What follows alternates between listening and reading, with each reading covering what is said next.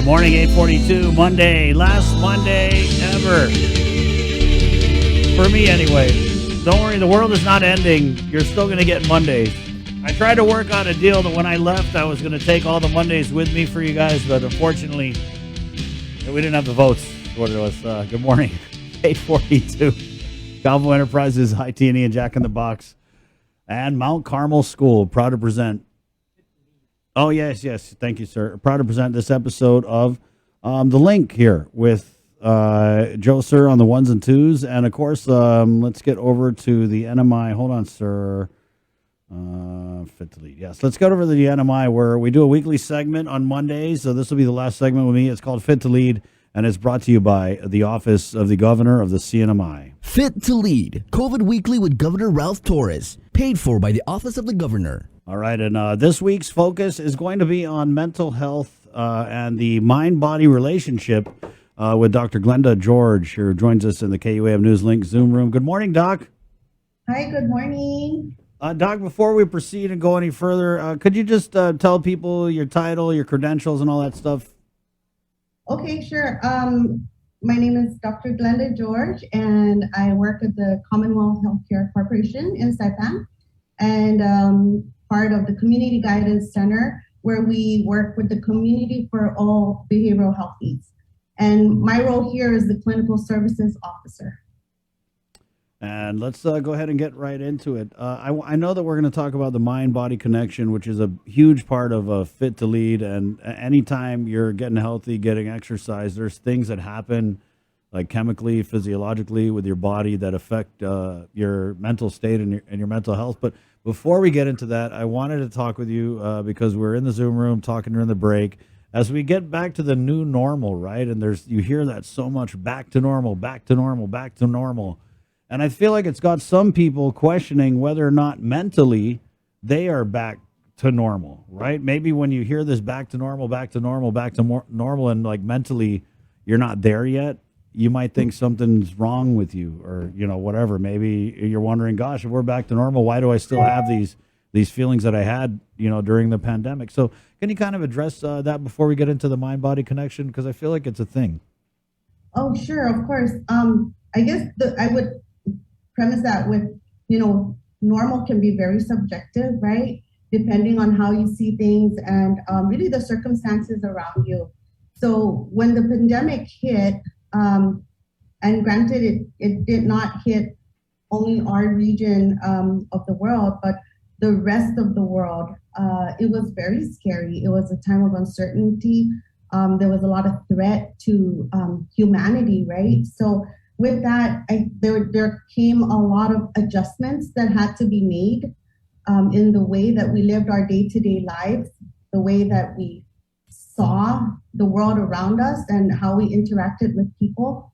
So with that adjustment came a lot of changes that people were not necessarily prepared for. And then here we are now, a couple years later, and it's been yet another adjustment to the adjustment.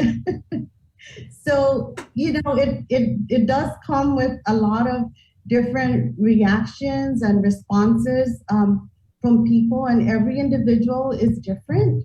How we react to change is different. And there's really no right way. As long as you're living your best life and you're adapting to the circumstances around you the best way you can. And most importantly, and a piece of it that I continue to emphasize is the importance of the social connections that you have around you, right? So these positive supports that help you overcome not just the pandemic, but any of life's challenges and these kind of things that happen. The pandemic, I think, was one of the most challenging for a lot of people. Right. So it really tested us. Yeah. Yes. Doc, and it's kind of, I think I know the answer as I ask it, but has the pandemic, do you feel like it's compounded and made worse issues that were maybe already difficult, challenges that were already difficult before we even thought of COVID or a pandemic? So like I said, we're back in the new normal, but people carrying this weight maybe that they picked up during the pandemic, does it Does it change? Does it make things hit differently? The normal things that we're doing now that maybe before the pandemic would have been way easier? Again, it kind of depends on your approach to that situation, because in many of what we're seeing, you're right, there was some compounding effects, right? So if people normally relied on substances to cope with their troubles, when the pandemic hit, naturally that became worsened. That became the go-to to deal with, whatever stressors people were dealing with. And that obviously was not, it doesn't help in any way. And then there's, on the flip side, I did see some people, kind of getting in touch with nature. So you see more families out there. You saw people fishing and farming, and the pathways were really busy because there was not a lot of other things to do. Right. But in that way, those were the positive things that people were doing to cope with the situation. Right. And also, a lot of people were taking vitamins and drinking, eating healthier, kind of getting themselves prepped for the unknown. Right. So naturally, there's these not so great ways of dealing with troubles, that if you're doing the things that were not working before and you're doing it again, obviously it's going to make things worse. And if you take that turn and shift your behavior to something better and more positive, then the outcomes will be positive. And that's where we get to Fit to Lead, Doc, is we're talking about, the mental state and how it's affected by the physical state. And you talk about, some people turning to substances, but many, many more people turning to exactly what you talked about, turning to nature, turning to hiking, walking, jogging, running, taking vitamins, eating salads, all that kind of great stuff. And how important is that in conjunction with Fit to Lead in terms of not just strengthening our bodies, but our minds as well? So I think it boils down to, when it comes to overall well-being, it really boils down to caring not only about your physical health, but really importantly, your mental health. And why is that? Because our minds and bodies are connected, right? It's as basic as that. We have to start seeing our minds as part of the whole, right? So you can't have your physical health without your mental health.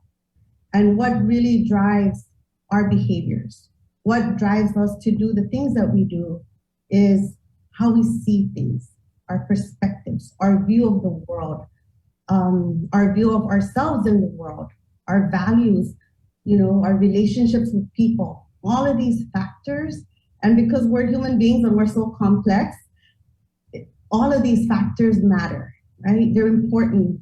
So if you're only focused on your physical health, then you're really missing a huge, huge chunk of how to get there.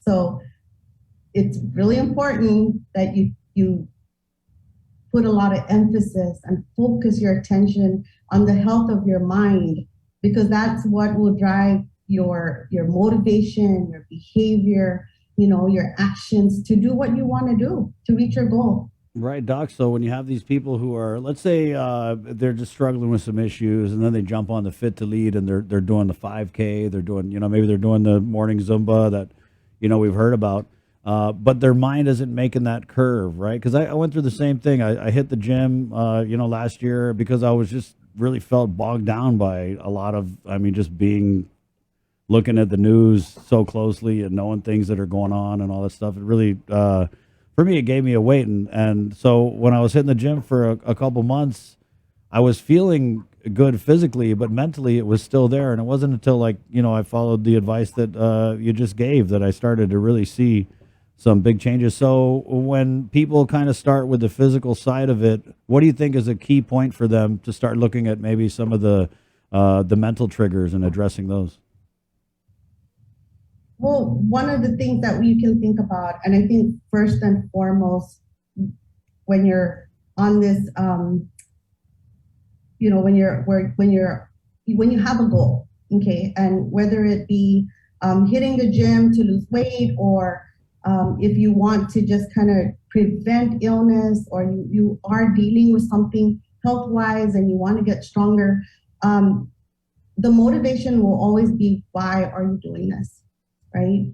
What is underneath that? What is driving you towards that goal, and understanding that, because too many times I think there's pressure in this world to do things that we're not quite sure why we're doing it, whether it be to lose weight for appearances or to fit your jeans better.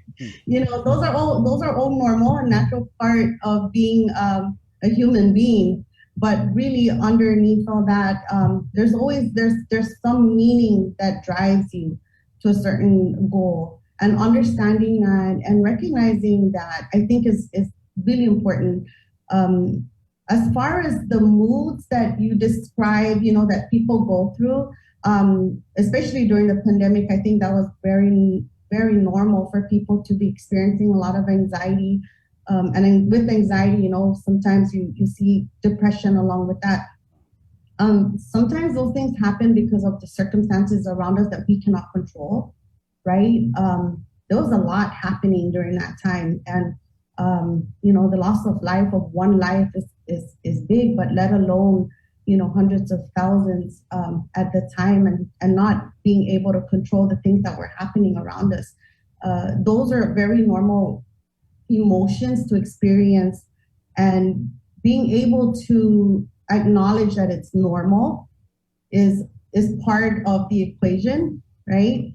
And then moving past that, and also allowing yourself to experience and just not to feel not okay when you're not okay, but then knowing that you're going to cross that bridge and you're going to get to the other side, and just keeping that mindset is really important. Yeah, I mean, I want to key in on what you said there. When you say it's normal, right?